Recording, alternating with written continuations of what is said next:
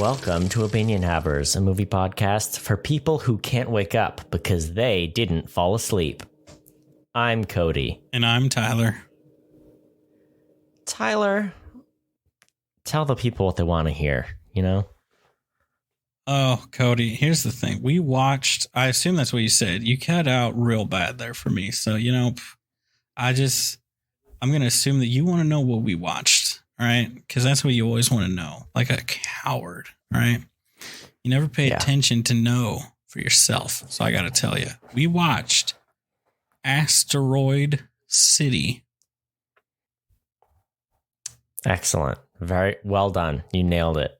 I nailed it. I laid it up for you and you dunked it. You know, you did the slam dunk. You did the alley-oop.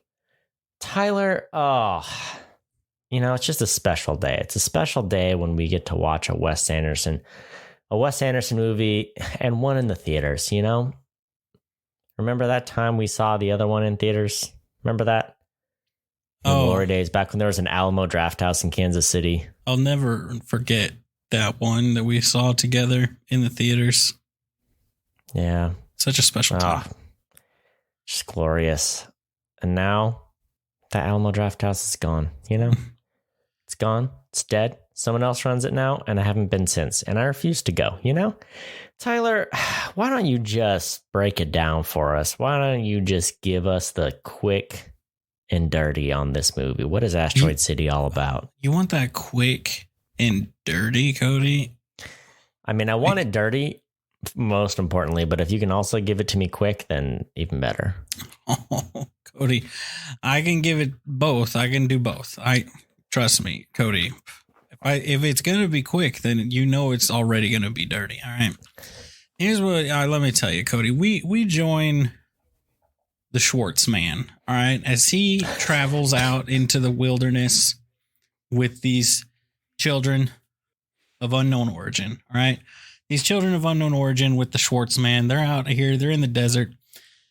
And, this 14-cent part, they have an issue with it, and, hilarity ensues, and they're out there, all right? Who do you call for help, all right? You're out in the wilderness, in the outback, if you will, all right? The North American outback, a.k.a. the Southwest, probably? I don't know, all right? Who are you going to call? You're going to call Woody. You're going to call the sheriff, all right? He's going to come save you. He's going to come bail you out, all right? You're going to go out there. You're going to meet some people. You're going to have some fun. Scarlett Johansson probably did a voice in Toy Story as well, but I don't know what she voiced, so I'll just say you're out there and you meet Scarlett Johansson, the actor, actor. I don't know what you're supposed to. They're on strike. Does it matter? They're not people when they're on strike. They're just strikers. You know what I mean? Mm-hmm. Okay. Yeah. Which is weird, Cody, because how do you go from being in movies to being an armored personnel carrier used by the U.S. military? All right. How do you make that transition? But you know what? Modern medical science has made a lot of just leaps and bounds in that area. All right. It used to be everybody wanted to be an anesthesiologist. Now everybody out here, plastic surgeon, turning actors into military equipment. All right. And that's what this movie's about. Great. It was dirty. It was relatively quick, and you got in there, you got out of there. Tyler, let me tell you, let me give you my hot take on this movie. It's delightful. I enjoyed the movie a lot. It was almost a home run, not quite. I liked it a lot, I liked it a lot, and I'm sure you're going to fight me on it, and I want you to fight me on it. I want to get into it, but first I want to hear your, what's your first thought on the movie? Cody, as you know me, I may be a lot of things. I may be the proud owner of the almost entirety. No, I think it's in the entirety of the Michael Bay Transformers series. Mm-hmm. In the Steelbook. But I also appreciate myself a Wes Anderson film. They are my guilty pleasure. Don't tell nobody. Because only losers like Wes Anderson films. Have you seen this guy? loser. All right. Mm-hmm. And this one is pretty good. I watched multiple, more than one. That's what multiple means for those of you keeping it up at home. Some people like this podcast. They learn things while they listen to it. You know what? You got to make things educational. All right. As I said, you remember words before, like multiple and gank. We'll get into that one later. I've brought this up before. You know, there's a YouTube creator that he uses the phrase dragon energy a lot, and it makes me want to punch him in the face. But he's very successful, so I'm here to bring that dragon energy. All right. Yeah. That creative dragon energy to force this huge company of many people, pull it into success through sheer force of my own enormous wiener. All right. That's what I'm here to do. Okay. And sometimes Wes Anderson's Did you there. like this movie?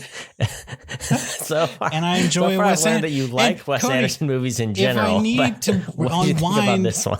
At the end of the day, with a Wes Anderson movie, that's my business. All right. I thought this was a good one. I thought this was a very Wes Anderson movie. All right. Better than some. Better than all of them. Who knows? Wow. It's a strong opinion. That's a hot take. You know, what else do we need to talk about? Any other words of the day for us, you know? Any other vocabulary expansion you want to do? We did dragon energy. Back when we did gank. Back when I was we did multiple. Back when I was a child, I had one of these little spinny things to spell stuff out. You know what I'm talking about. You spin it and you spell bellicose. There you go. There's a word of the day for you. Oh, very good. That's a good word. Yeah. Is it like a warring kind of person? I believe so. Here's the thing. The little spinny thing, it would use it in a sentence and it would be like something, the bellicose giant. And I was like, you know, I still don't, that doesn't explain to me what this means. It's when you look up the definition of a word in Google and it's like, yeah, it's, what's a ganker? It's someone who ganks. And you're like, well, you know, Google, I hate you. We both wasted each other's time. You know, you last could 30 say seconds. Total wash. A bellicose person probably does have a tendency or a desire to gank, right? Could we not combine the two? I would agree, yeah. As someone who thinks they might understand one of those two words, I think that's correct. Yeah. Tyler, I think, look, we covered Vocab Corner. We gave a synopsis of the movie. We gave a couple hot takes. I mean, is it time to dive in? Cody, it's time. All right. Hop in. All right. Hop in my PVC and saran wrap spaceship. And let's go meet Jeff Goldblum. All right. He's hanging out in Spoiler Town. That's where he's from. All right. A lot of people don't know. Not a lot of people from Spoiler Town. Jeff Goldblum knows the spoilers to everything. All right. That's what makes him Jeff Goldblum. Yeah. That's where all his power comes from. Speaking of Jeff Goldblum, just as we're pulling in here, Cody, as we're coming in for a landing, everybody do yourself a favor. All the 0 people that listen to this, you're beautiful. I love you. You're my favorites. All right. Go find that random video where like the comedian who does an impression of Jeff Goldblum is talking to Jeff Goldblum. It's a treasure. All right. That's one of my favorite videos on the internet. All right. The word Incredibles gets so many much better video recommendation than the stupid, what were those dudes from Ireland? The Jedward. Jedward. Much better than Jedward's Under Pressure Ice Ice Baby. Oh. All right, Tyler, do you want to go first or you want me to go first? Here's what I'm going to do, Cody. Here's what I'm going to do. All right. I have with me the world's smallest skip bow card game. And I'm going to flip it. Don't ask questions you don't want the answers to, Cody. Call heads or tails. Yeah. Yeah. Call it, you coward. I'm going heads. Heads? All right, you go first. All right. Okay. Let me gear up here. Let me set up the thing I didn't set up. Yeah, here we go. I got the same deal. All right. I'm ready. I'm set. I'm going. Tyler, look. It's been a while. It's been a while since I've seen a Wes Anderson movie. I missed his last live action one. And the last one I saw in theaters, I think, was Isle of Dog. Look, I love his animated movies. They're some of my favorites. But there's something special about these live action Wes Anderson movies. And especially like of late. Because, they're just beautiful. It is a beautiful movie. And look, you don't have to like it, but you do have to appreciate how adorable every frame of this movie is. The costumes, the characters, the scenery, the puppeteered Roadrunner. Fantastic. I mean, what a lovely touch. The little miniature train carrying avocados. Oh, just delightful. The whole thing going to the Asteroid City was just a joy. Let's talk about this movie, because you go into the movie and you're like, oh, it's a movie about, it's they're at Asteroid City. They're in the desert looking at a meteor, an asteroid. No, that is not what this movie's about. Spoiler, we're in spoiler town. I'm spoiling it for you, all right? This is a movie about a TV special about the making of a play, all right? How's that for a mind melt? Does that not just twist your titties? Does it not just, your brain is in a knot, isn't it?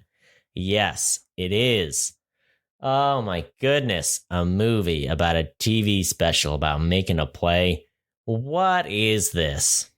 It's interesting. I had to see this movie twice because I watched it once and I sat there and I was like, you know what? Was this movie delightful? Yes, it was. But did I understand it? Probably not. And I sat there in big brain mode because sometimes I don't understand a movie and I didn't enjoy it. So I don't care to think about it and dissect it. This one, I was like, no, there's something going on here and I'm going to figure it out. And I sat there and I listened to the whole credits song and I tried to figure it out. And then I had to go to the store to buy spices to make curry. And I was thinking, and I just kept thinking, I was like, oh, I'm doing it. I'm figuring out what this movie was about. And let me tell you, I got 80% of the way there and I was like, I'm going to have to see this movie again. And you know what? I went back. I saw it again and I walked out of the movie the second time and I thought, I don't know, that whatever 80% of the way I was there, I lost it all. I got no closer, but then I went back to my notes.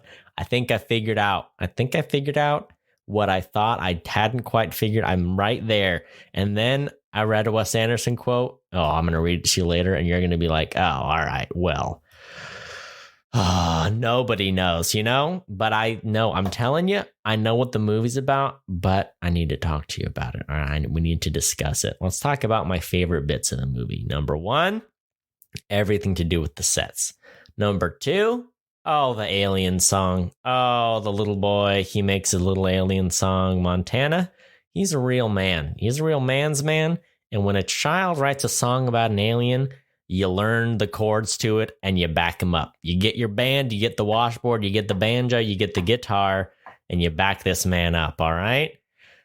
Just fantastic. I mean, it's just delightful. That's the thing about this movie. The set design, everything they did, it just filled me with joy. It was such a funny movie, so many fun characters. And the best part of a Wes Anderson movie, they get everyone up in there. I mean, it is aggressive how many people he gets into, like how many quality actors he gets, repeat actors. I saw something, there were 14 actors that have been nominated for Oscars in this movie, 4 of whom have won Oscars. Ridiculous, all right? I mean, you get some people that would kill to have 1 or 2 of these actors in their movie. And Wes Anderson, I mean, it's like, when you're playing Pokemon and you're like, gotta catch them all. So you catch all these Pokemon you never even use. That's what Wes Anderson's doing. He's collecting all of SAG. He's got everyone up in there. Basically, anyone who's striking right now has been in a Wes Anderson movie. You know what I'm saying? He's got all the A-listers, a few of the B-listers. They're all up in there. It's wild. You know what I'm saying? Oh, love the Roadrunner. Dare me, kid. Love it. It was great. The hot pepper just jumping off the rooftop. And I mean, the best one, though, climbing up the cactus. You didn't think he could top falling off a building, but no. climbing on a cactus. The crescendo, the peak, just masterful writing. Just really fantastic script. Oh, Cody, I'm going to have to cut you off there. All right. And I'm just going to, here's what I'm going to do. I'm going to jump right into mine. So you shush now. Okay. And follow me. Let me take you down to the Asteroid City where the sky is a weird shade of blue and the land is sold out of vending machines. All right. Let's talk about the real MVP of this movie. Okay. Let's talk about, it's gone. It's gone from my brain. You got the Schwartz man. It's not gone from my brain. I'm looking at the list of them and I relied on the list of actors. Like, I'll pick it out. No, Steve Carell. This man he's selling his little heart out. He's literally selling sand in a desert. All right. That's what this man's doing. All right. He's there. And they're like, this family, they're checking in, That's how we were introduced to him. They're checking in. And he's like, oh, here you go. And here's the key to the tent. We don't want a tent. Oh, well, here's the thing. I installed all this fresh new stuff. It's a wonderful little cabin now. It's awesome. And it burned down. So it's a tent now. And they were like, we don't want a tent, though. And he's like, what flavor of juice do you want? And I'm like, oh, yeah. No, yeah. No, yeah. He's out here doing it. Here's the thing. Everyone out here, fantastic performances, all right? They're all doing great, all right? These people killing it, knocking it out of the park. Steve Carell's the one that deserves the Oscar. I'm going to nominate him right here, all right? Steve Carell, Oscar-worthy performance, all right? This man's a treasure, okay? Here's the thing. This movie from the beginning is a good movie. It gets right back into the Wes Anderson-ness, right? Because here's the thing. I just introduced my wife to my favorite Wes Anderson movie, which was The Grand Budapest Hotel, right? She loved it. We then watched Isle of Dogs and Cody, what's that behind you? Oh, is that The Life Aquatic with something? Yeah, the guy, the other guy. I don't know. It's Life Aquatic. You all know what it is. And I liked Life Aquatic. Here's the thing, but doesn't feel that same Wes Anderson. It feels like Wes Anderson trying to imitate what's his face, French guy, Cousteau. You know what I'm saying? That's kind of what the vibe is, right? It's Wes Anderson. Why is the sky that shade of blue? Why is it so beautiful, Cody? Why do I need it in my life? Why is he tethered to a string, Cody? Why does he have a jetpack, but they only allow him to fly 3 feet up into the air? I love it. I love how bad. Here's the thing. The effects in Wes Anderson movies they're so bad and they're so good at the same time. They're so bad, but they're so good that he makes them look bad, but they are amazing, right? That's what it is. Look at me, right? Look into my face and tell me I'm wrong. You can't, because I'm not wrong. All right. The guy, the get-go, right? Everybody's talking fast. They're on the phone. They get there. He's like, where are you? We're here. Why are you there? The car broke down. It exploded. Why did it explode? Don't worry about it. Come get the kids. I'm not going to come get the kids. Yeah, just come get them. All right, fine. And then he does it. He comes like a whipped hoe. All right. That's Woody comes out there. This rich man. What is this guy doing? All right. He's out here just being rich and alone. Is that his vibe? Is that every old white guy? Is that what they're doing right now? Here's the thing, old white guys. PSA, Wes Anderson, he's coming for you. All right. He's calling you out in the form of Tom Hanks. Tim Honks. All right. Everybody knows his name. Put some respect on that name. All right. He's coming out there. He picking him up. But these kids and their inventions, right? And the parents, the parents are so over it, right? They're over this. They're over the kids and their genius, right? I had no idea why they were all there until they're at the local award ceremony. I was like, oh, they're all there for a thing. And they're all celebrating, was it September 26th when this meteor fell 5,000 years ago or something like that? And, the whole thing was so it's a fever dream. I think it's interesting that it, like many movies we watch, you're sitting there, you're racking your brain, you're like, how does, temporal inertia or whatever work, and you can't understand it. You don't understand that Tenet is the beginning and end. All right. He is Alpha and Omega, Cody. He is Christ. That's what he's saying. All right. That's what that movie's about. Okay. That is Christopher Nolan declaring himself as the second coming. Okay. I sitting there looking at it, I was like, this is a fever dream. And I was like, I felt like it seemed pretty obvious to me what it's all about. But I'm interested to hear what you have to say. Tyler, look, I'm going to have to cut you off right there because you got no heart. There's something at the heart of this movie. I would know. I've seen it 2 times. All right. But look, I own it, Cody. Here's what it is. But I've got access to your accounts. All right. I've hacked into your matrix and I know everything. All right. Let's talk about this. Here's what I think the movie is about. All right. Because there's 2 things. First off, they say you can't. What is it? You can't wake up if you don't fall asleep. What do they mean? What do they mean by falling asleep? Here's what I think. The movie is about a TV special narrated by Bryan Cranston about the making of a play. All right. It's about them making the play, and it shows them struggling to make the play. And it shows Augie Bernstein. No, the guy portraying Augie Bernstein who doesn't, he wants to know why. Why does he do what he does? What does it all mean?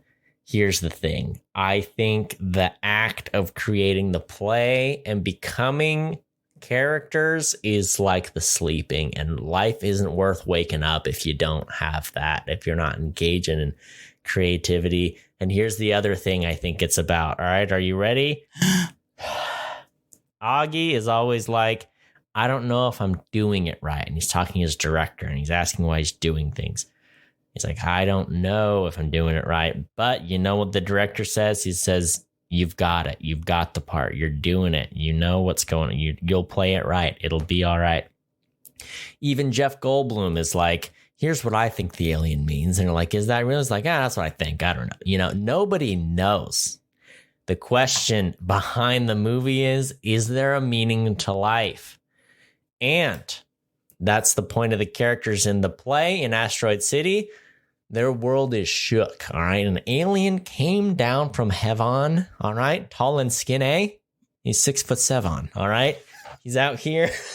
He drops in, snatches up the asteroid. Then, just as they're about to be let loose, he drops the asteroid back down.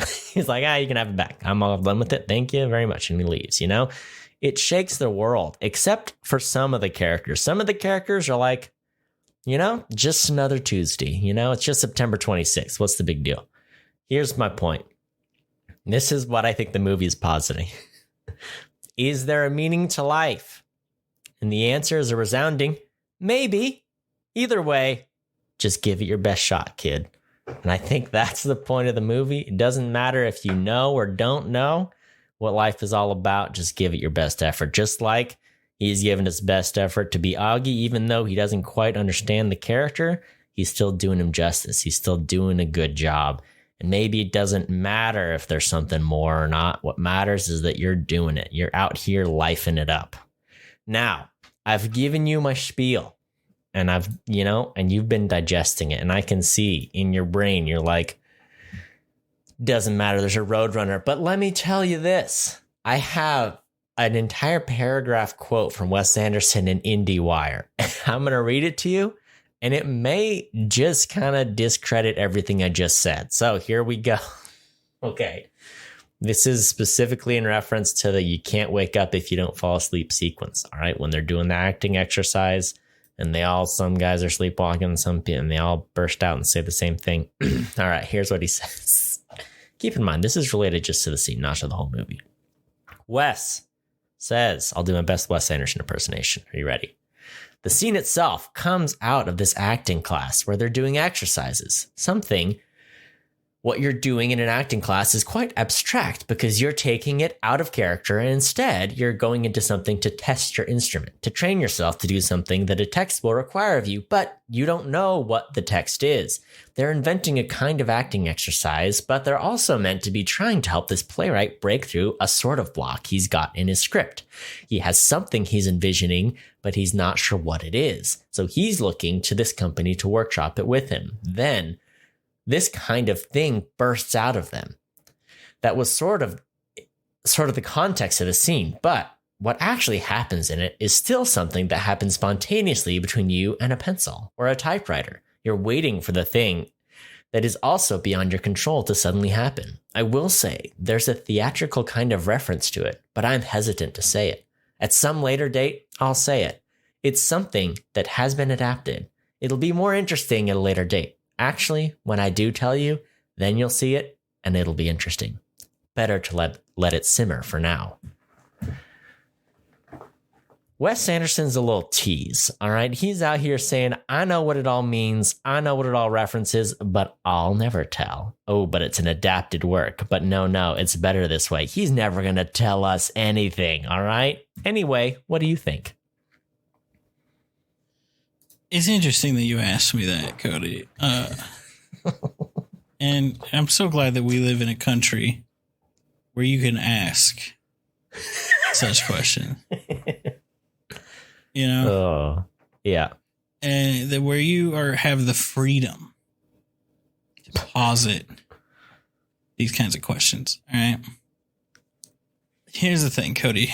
I feel like the overarch, like you can take the movie, you can look at it and you can say, oh, it's about, COVID and being locked down and like going crazy. But I think it goes a little deeper than that, right?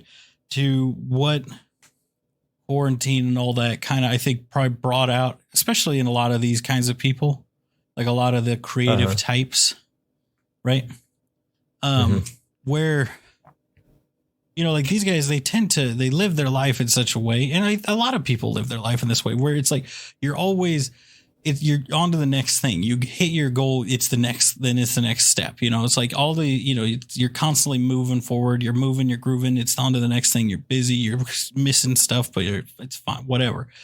You'll take care of that next year, or when you get the raise, or when you get the promotion, when you get the bonus, you're constantly on to the next thing.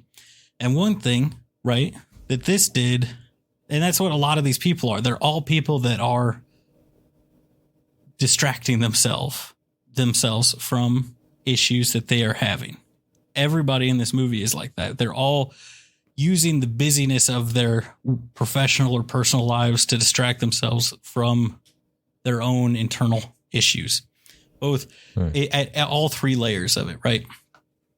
And in the middle part there, it's everything stops, everything, like something slams on the brakes to where they can't do that anymore. They can't be distracted. They can't continue to run from these problems.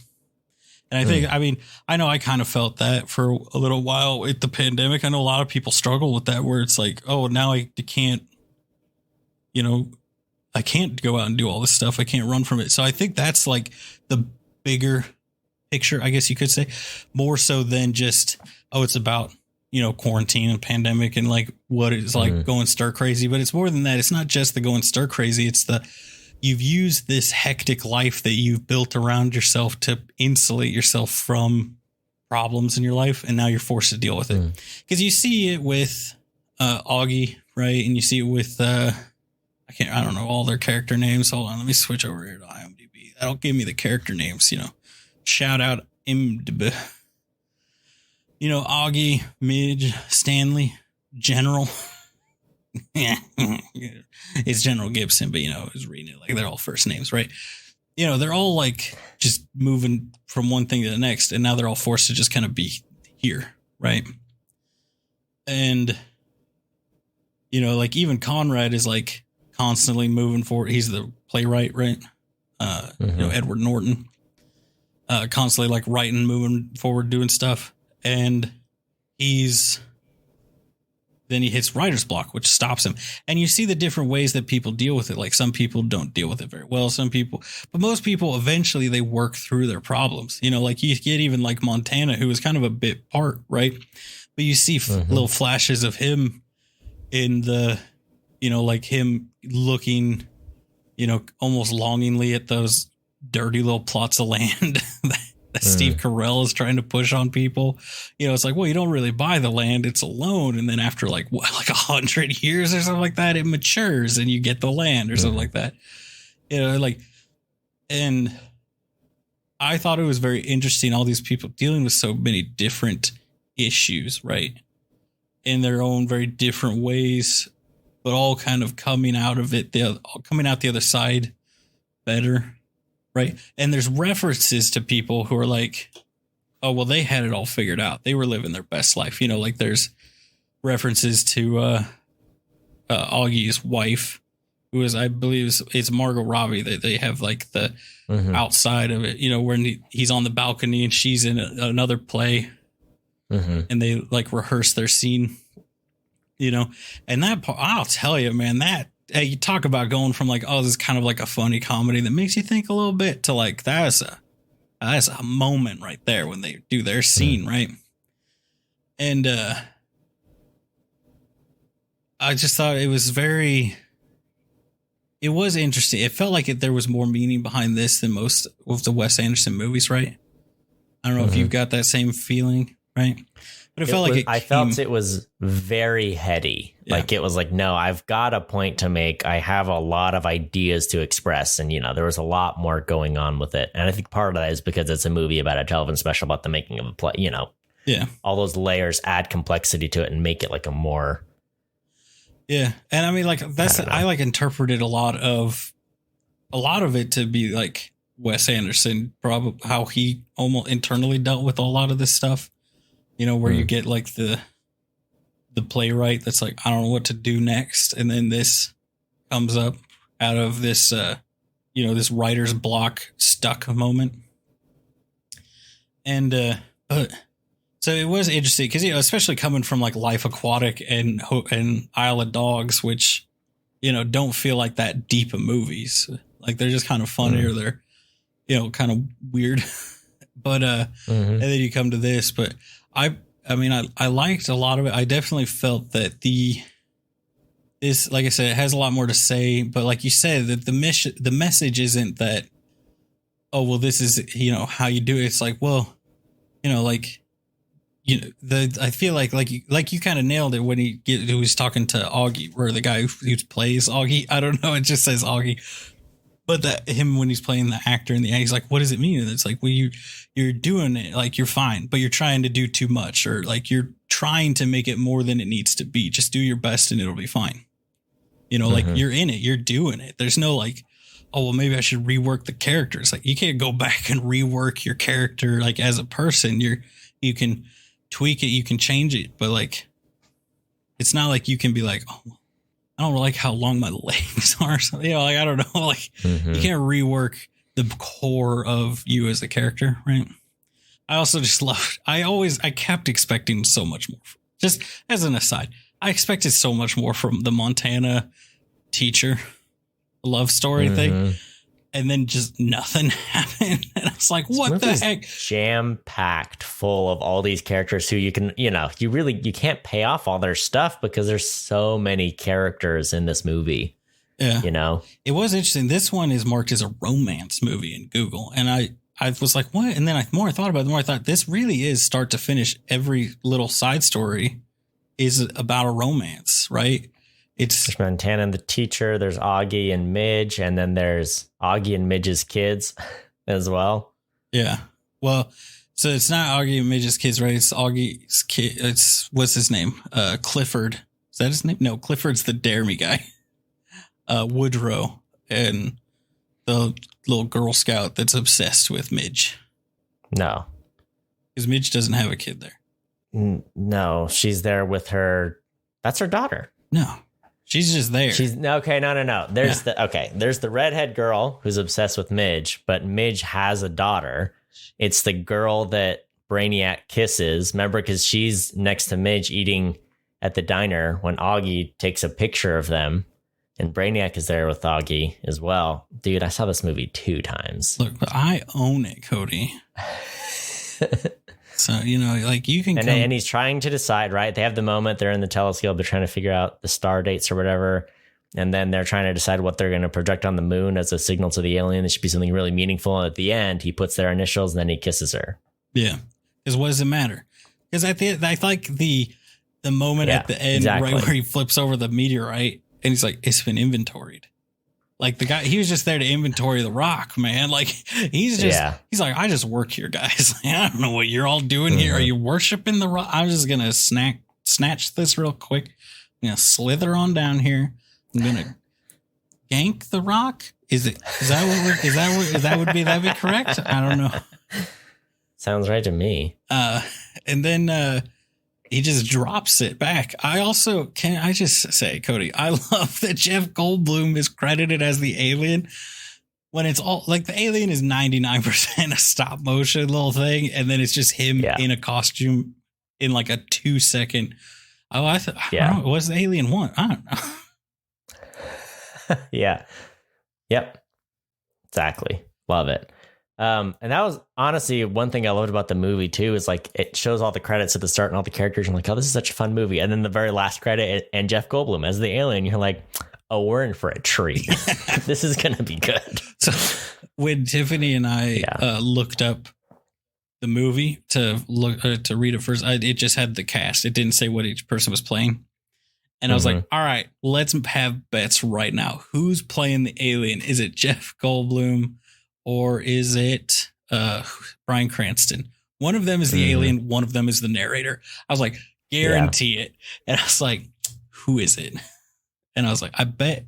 I was like, you're definitely making Jeff Goldblum the alien in that instance. But who knows? Wes Anderson's out here, crazy person, you know? Oh yeah, he's ganking for sure. I will say the first time I saw this one, I walked in and I was cutting it close. I missed the first like 40 seconds of the movie. And, you know, it's a terrible amount of a movie to miss because you have no clue how much of the movie you missed. Do you know what I'm saying? Where you're like, how much do we miss out on? And I saw it a second time. Don't worry. It was only 40 seconds. And anyway, people were watching the movie. I slunk in. It was fine. But during like a really quiet moment, like halfway through the movie, someone whispered, and it was one of those things they whispered, but everyone heard it in the theater because, you know, you whisper when there's no sound and it's, you know, it's pretty loud. Yeah. They were like, this isn't good. It's like, okay, I have questions for you, lady. First off, you didn't know what you're getting into with the Wes Anderson movie. The box office for Wes Anderson movies is like, it's like $40 million. It's nothing. So who's coming into a Wes Anderson movie and they don't know what they're bargaining for, you know? Do you want to played yourself. This is the most Wes Anderson movie I've seen to date. All right. This is Wes up the waz. You know what I'm saying? And they played themselves. Yeah, what's the box office? It is $46 million. $46 million. You know what I'm saying? This isn't a $300 million movie that everyone went and saw. No, this is, you know, people who like Wes, they show up. All the actors, they show up because they like Wes, and we all enjoy it, and we move on, you know? Oh, yeah. You know what, Cody? So, I don't know and who watches the delightful unfoldings of this film and then whisper to someone, this isn't good, you know?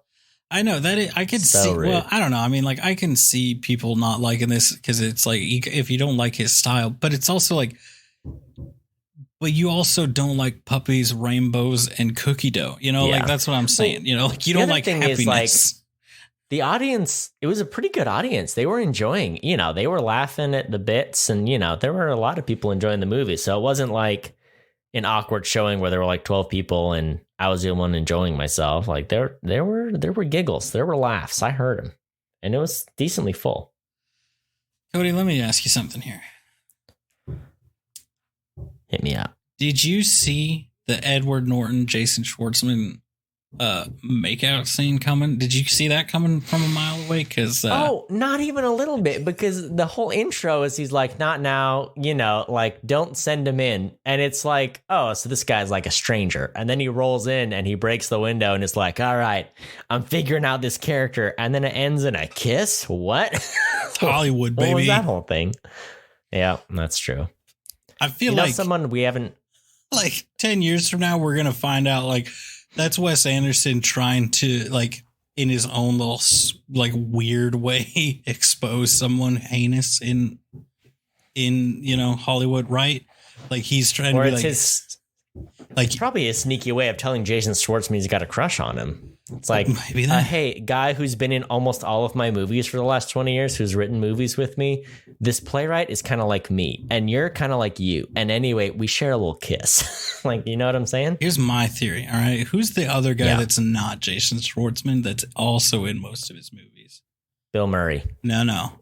The other... Owen Wilson. The bad guy from the Grand Budapest Hotel. What's his name? Willem Dafoe? No. He works. Willem Dafoe works for this guy. I haven't seen Grand Budapest in a minute. Here's the thing, Cody. You failed me so hard that I don't know if we can ever move past this. All right. Because this man is in so many of his movies. All right. It's Adrian Brody. I think this is Wes Anderson telling Adrian Brody, who plays the director of the play. That's who he plays in this movie, that he has a crush on him. Yeah. See, there's a lot of levels of separation. You got to really dive deep, you know? That's true. You really do. Another unsung character from the movie we haven't mentioned yet, his 3 little daughters, the little witches. Oh, they were delightful. She's like, I'm a mummy who's been brought back to life. And then it's like, I'm a fairy, They're great. They're delightful. They're doing rituals. They're doing witchcraft. They're fun to be around. Oh, yeah. And I love how they basically just convinced everybody to just leave their mom buried in a motel. Yeah. Like the space between a couple cabins in the middle of nowhere. Mm-hmm. Yeah. I mean, where else do you want to get buried? I was like, I look at this cast list. I'm like, where were these people? And they're like, oh, yeah, Willem Dafoe was the acting teacher. That's right. Oh, yeah. Here's the thing. Can I just as an aside, because we're probably never going to review this movie, talk about Oscar-worthy performances. Willem Dafoe in Life Aquatic. What? Oh, yeah. One of the best performances I've ever seen in my life. All right. Oh, this man. He's great. Enormous wiener. Great acting range. All right. Yes. Uh-huh. That's 2 things we know about him. Yeah. The only 2 things we know. Yeah. I mean, do you know a third thing about him? Is that what you're trying to say? Not really. No, I don't. I mean, I have, since you brought up Willem Dafoe's wiener, I have something related to that to talk about, but I don't know if you wanted to, if there was anything else besides, before we want to dive into the subject of full frontal nudity, Cody. No, we can mash on that for a bit. Cody, here's my favorite thing about this. Yeah. I found an interview. I don't have it with me at the moment, right? I should have pulled it up. I didn't, right? With Scarlett Johansson talking about her nude scene and how Wes Anderson did not handle it well. And it is very funny that she said, this man, world-class director, right? Everyone loves working with him. Everyone loves his movies, except for that one lady, right? She's like, it's a lot of hiding behind the camera, and it's a lot of throat clearing, a lot of as he's directing a fully naked Scarlett Johansson, and her thing was like, he wouldn't have had the problem with Willem Dafoe and his enormous wiener. That was like one thing she said. I was like, what? First off, I don't know if that counts as a stray, but let's call it a stray for the purpose of this. Why is Willem Dafoe catching strays out here? What? Like, why in this thing where it's like, oh, how did you feel about this scene?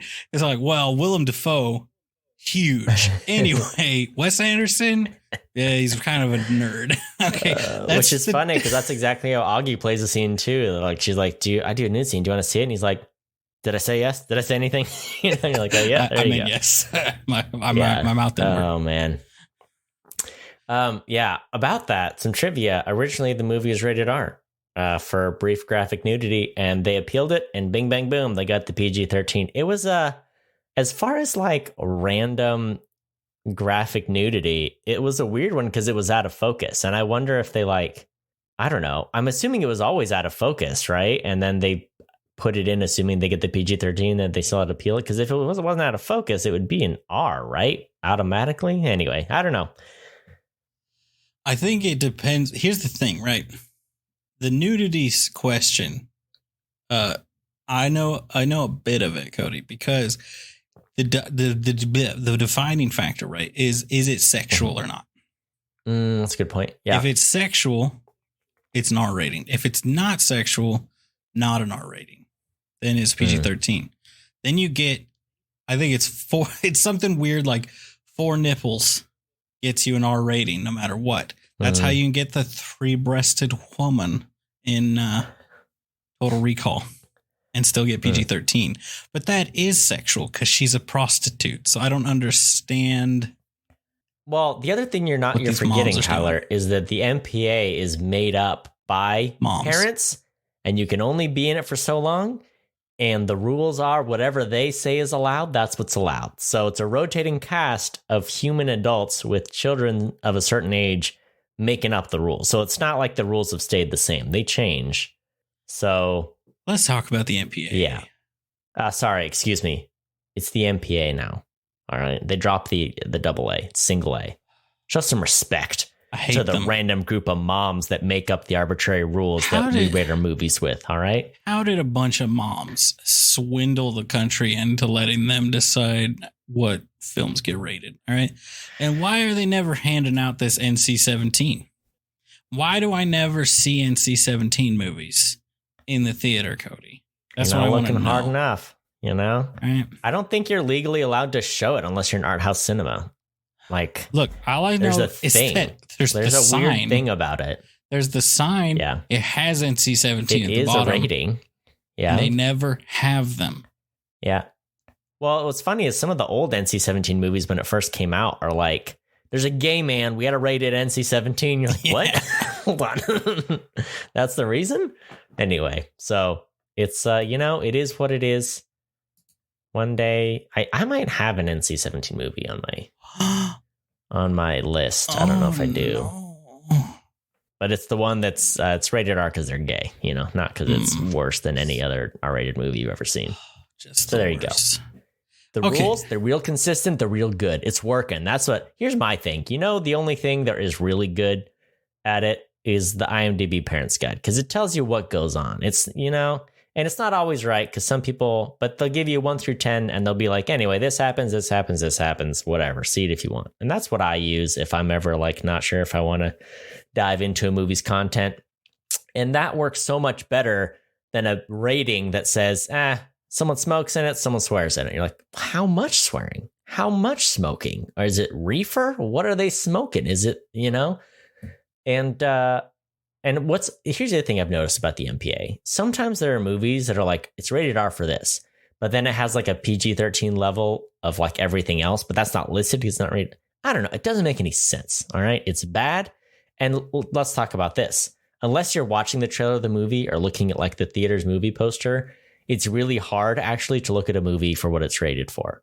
Like if you just Google a movie, you're like, what's it rated? Then it comes up with Rotten Tomatoes ratings. So like, no, but what's the MPA rating? And it's like, here's the MPA's website. And like, okay, is the movie on there? Like, no, we just explain what the MPA is. Like, well, what's your whole point? Is dumb. It's dumb and it's bad. I mean, let's talk about this. On IMDb, it's working as it designed, says PG right? under Asteroid City. Yeah. So explain that to me. That's your fault, all right? Explain this to me, Cody. In the trailer, mine says PG-13. What? Hold on. Are you looking at IMDb right now? Yes. Mine says PG-13. Hold on. Here's what I'm going to do. I'm sharing. It is totally working as designed, my guy. The system is working. This right here. Oh my gosh. I'm zooming in. Can you see? It's right there. Asteroid City. PG. Well, do you want me to drop you a little screenshot of what I'm looking at? All right. I just live shared my screen. There's no lion here. There's no Photoshop. Here's the thing. Okay, Cody, you've heard of the movie. Prepare this so I could lie to you. You've heard of the movie 300? I think that's dropped. Cody, there's nudity. The Zack Snyder Triumph. Yeah, it does say PG-13. But when I bought it, it said R. So, well, it used to be rated R. They appealed it. So, in that movie, there is like the Oracle or whatever, wears like basically nothing. Wears like a, what is it? Like Which a movie? cling wrap. 300. Wears like Got a it, cling yeah. wrap dress. Okay. Mm-hmm. That's in the trailer for the movie that shows on like TV. Okay, but let's talk about this. Oh yeah, on TV. But the trailers for movies, if you notice, when you watch a trailer for a movie, it says this has been approved for all audiences, or it says this has been approved to accompany this feature film. So if you watch a movie with blood and violence in it, you can watch a trailer with blood and violence in it for that movie. There's also red band trailers that are like, hey, this is also approved for this movie, but it's like an R-rated trailer. But also, it's only going to have the stuff that R-rated movie you're watching has in it. Does that make sense? So you won't see like nudity in a red band trailer for an R-rated movie that doesn't have nudity. But if the movie you're watching has nudity in it, then your red band R-rated trailer might also have nudity in it. Here's what I'm hearing. How do they know? But then their ratings just say like, there's this. It's like a 2-word thing. Like it's rated R. It's got this. It's got language. Like, okay, but that's so not specific. It sounds exhausting. That's what it sounds like.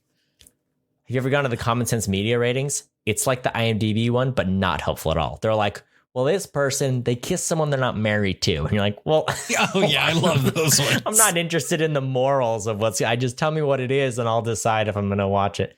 Anyway, it's like totally takes it out of the context of the movie, where it's just like, well, someone's out here and they've got alcohol in their cabinet. They've got a liquor cabinet in there. They don't drink, but there's a liquor cabinet. And I don't know if you want your kids seeing a movie with a liquor cabinet. And you're like, come on. My favorite is like, what are we doing here? They kiss and it is implied that they had intercourse. And then you watch the movie and it's like, they kiss, fade to black. 3 days later, it is never brought up again. It's like, where is this implied, guy? Like, where did you get this information from? I respect the people filling out these, the parent guide, because, I use it. I really do. And some of them, they get it up quick. They whip it out and they're like, look, I saw the movie. I told you what was in it. Respect to you. But also, do a better job. Right. Just tell me what's in it. Are there bits, front bits, back bits? The language, how much? A lot of it, a little bit of it. That's all I need to know. I have a question for you. Yeah. What is Wes Anderson's obsession with having characters armed at all times? That's what I want to know. I noticed, obviously it's a big part of Life Aquatic. But like, why does it a thing? Everyone just has a gun. 5 o'clock. The intern shared Glock in that movie, to be fair. Oh, man. but like, Tom Hanks he's just packing the whole time. And I'm like, oh, well, hey, hold on. If you're a grandpa in the 50s, you got to be packing. You know what I'm saying? But like, That's part of the joys of being retired. It's going out. It's playing a few holes of golf. And, if you see anything you want to shoot at, you got your revolver on you just in case. You want to be prepared. Here's the thing, Cody. I watched Knives Out and Glass Onion in the midst of all these Wes Anderson movies. So in my mind, Wes Anderson movies. All right. So let's talk about that movie. Also guns involved in that one, So it's like, what's with these guns in this movie? Like, but it's one of those things where it's like, I've begun a journey where I'm going to watch all of these Wes Anderson movies. Mm-hmm. And I just keep thinking, like, why is it going to, like, if I pay attention, is there always somebody with a pistol, like, in their belt in every scene, like, in every movie? Yeah. Wes Anderson? Probably. A gun he's a Texan. I believe he's from Texas. This man he's every ounce of creativity and like Hollywoodness that Texas could possibly produce squeezed into one person, right? Yeah. That's what he is.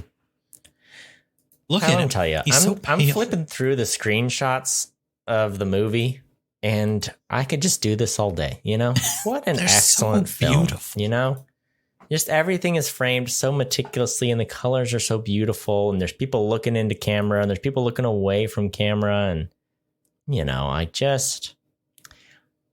This movie is great. There's some great bits. I really like I just saw the screenshot of Tim Hanks and Jason Schwartzman having their conversation on the phone. And you kind of talked about the bit where he's like, oh, you gotta come in, you gotta come pick up the girls. And after that, they're like, they have a whole conversation. No, maybe it's the one they're having later. But he's like, it's like, you didn't love me ever, right? He's like, I didn't like you. Well, yeah, I didn't. We're saying the same thing. It's just, I don't know. There's great writing and there's a lot of good bits. And You're okay. I mean, there's so many throwaway characters that like you could make into their own movie. There's the scientist parents, people that are like having a moral debate and like scientific opinions back and forth all movie. They just pop up for 3 scenes and that's it. That could be a whole thing. The general, he's got a whole rift. This is one thing I appreciated the second time more. He's got a whole rift with specifically one of the children. Is it Ricky Cho? I forget his name, but he like calls him out by name, like, despite my differences with Ricky Cho, like, I will let you all leave, whatever, by order of the president. I love that because Ricky's such like great. I'm going to burn down the establishment attitude. He's like, you'll have to take this to the Supreme Court. Yeah. He's out here wiretapping and, stealing phone lines so he can report on the story to us. Yeah, that's great. You're so much through these to screenshots. All right.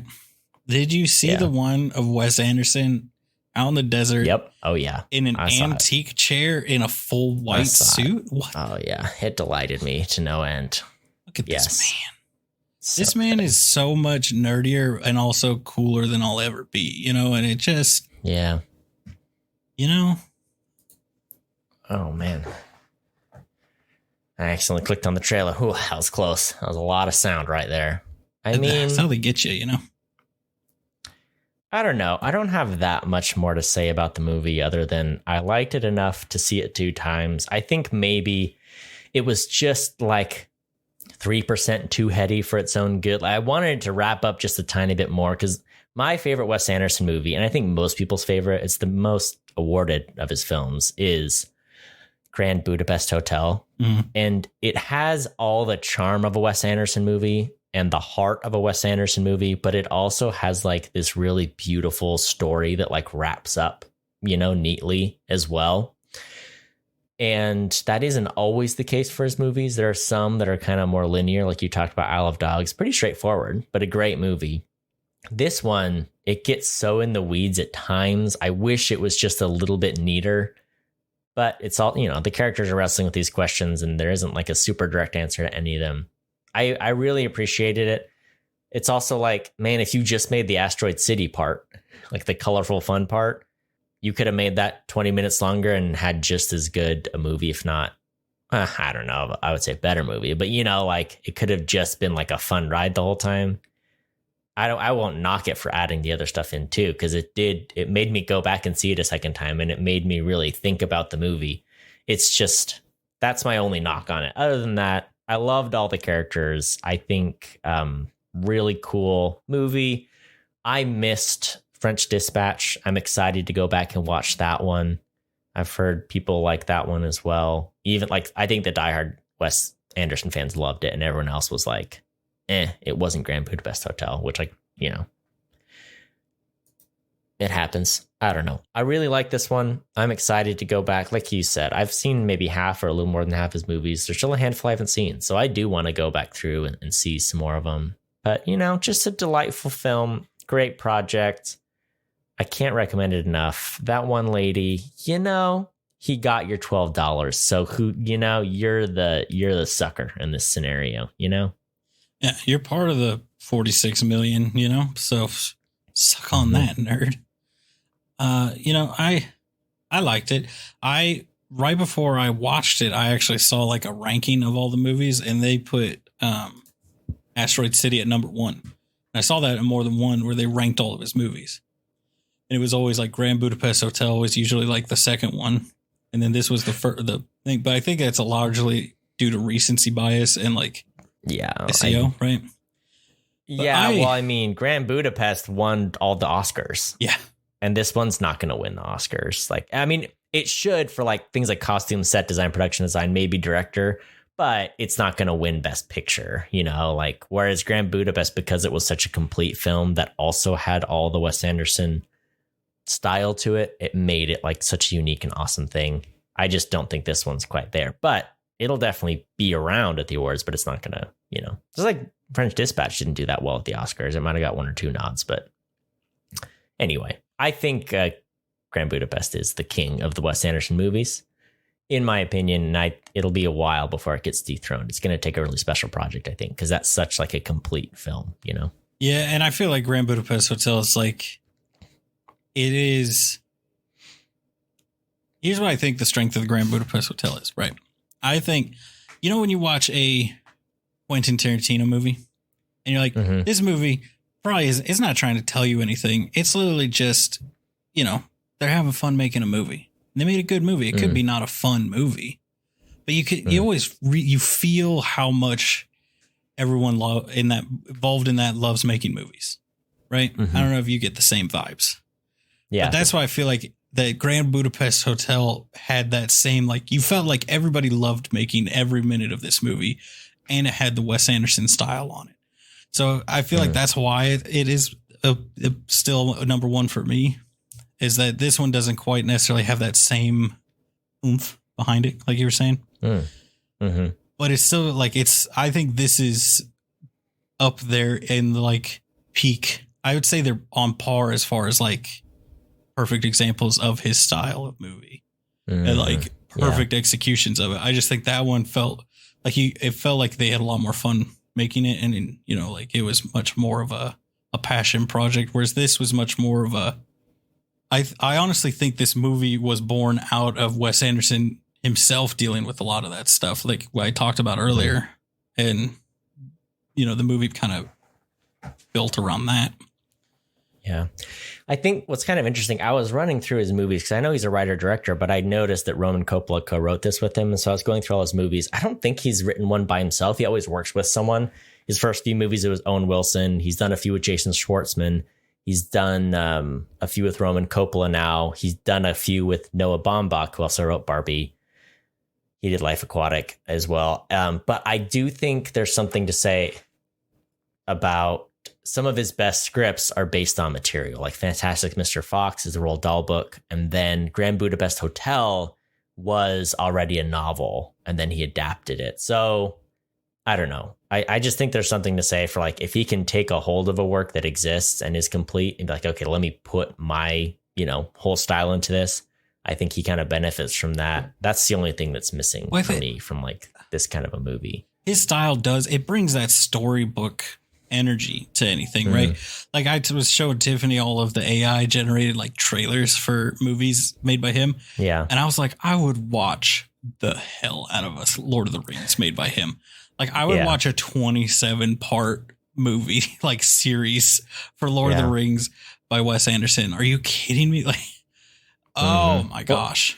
That's what's cool about him, is that everything is so charming and fun and delightful, but also he will rip your heart out if he wants to. Like he knows how to do that. And it's kind of like you talked about, Asteroid City is so fun, but then there's like this scene where he and Margot Robbie are talking on the balcony and it's like black and white. Like, oh, this is like a whole different vibe, but it's the same movie and it's not out of place, and Grand Budapest is very much like that. So much of the movie is so fun, but then it's got this really like bittersweet and like heartbreaking story behind it at the same time. Yeah.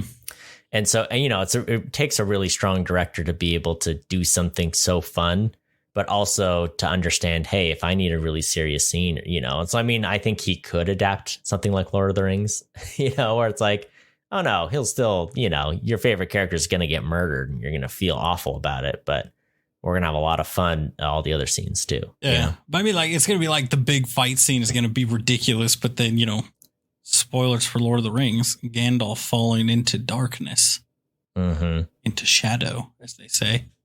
Yeah. It's going to be black and white, and he's going to let you sit in it for like a while, Yeah. Like, can I pitch you one more thing here, Cody? Yeah. This is going to come out of left field, Cody, but I feel like you're on board for it. All right. I already know you're Willem here. Dafoe? No. Because if it's about Willem Dafoe, I already know what it is. No, we already know everything we need to know about Willem Dafoe, Yeah. What I'm going to pitch you is Rupert Friend. Right? Montana. Yeah. Okay. anything where you were like, I wish I had Hugh Jackman, but younger. Oh, all right. That's a good call. I see that. You see it? See him. Yeah, there he is.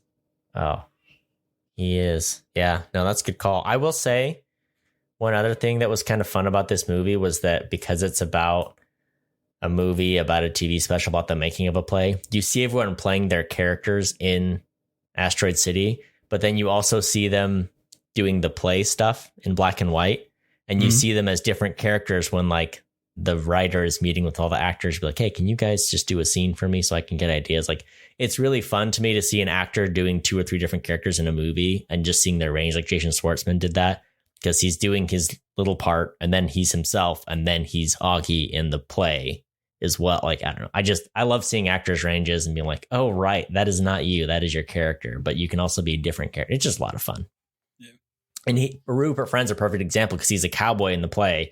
And then he has like 1 or 2 lines during the acting exercise and he's a British dude. You're like, oh, right. Yeah. Okay. Right. You're not a cowboy. But also, if you were a cowboy in real life, I would believe it, you know? Oh, yeah. You know, I like that's part of why I'm like, oh, yeah, let's put him in the Hugh Jackman stuff let's maybe Hugh Jackman, he's getting old. The man just wants to sing on Broadway, you know? Yep. Just let him live his life. All right. Mm-hmm. Let him be in what Cody's sister called wait, did your sister like Greatest Showman or did she not like that one? I can't remember. I didn't like Greatest Showman. Because you're a coward. Is that what you're thinking of? Yeah. But like, I can't remember because you're like, oh, my sister, she likes musicals. My sister didn't like La La Land because people were like musical and she's like, it wasn't. I'm like, right. But was it a good movie? Anyway, no, it's fine. It wasn't. I don't like when people disregard things because of label. You know, it's like, we'll watch it and then, you know, it's fine. I'm fine. I'll be okay. Cody, are you ready to rate the movie or do you got more to say? I'm ready to rate it. I'm looking at my list and I'm just kind of torn at what the grade's going to be. And I think I know though. I think I've settled on it. Should we say it at the same time or how do you want to do it? Here's the thing. I want you to go first. You tell me yours, and then I'll tell you mine. You show me yours. I'll show you Willem Dafoe's, and then mine. Or I'll show you Willem Dafoe's and claim that it's my rate. I'm going to drop on it a hot and ready A-. Tell me about you. What do you got down there?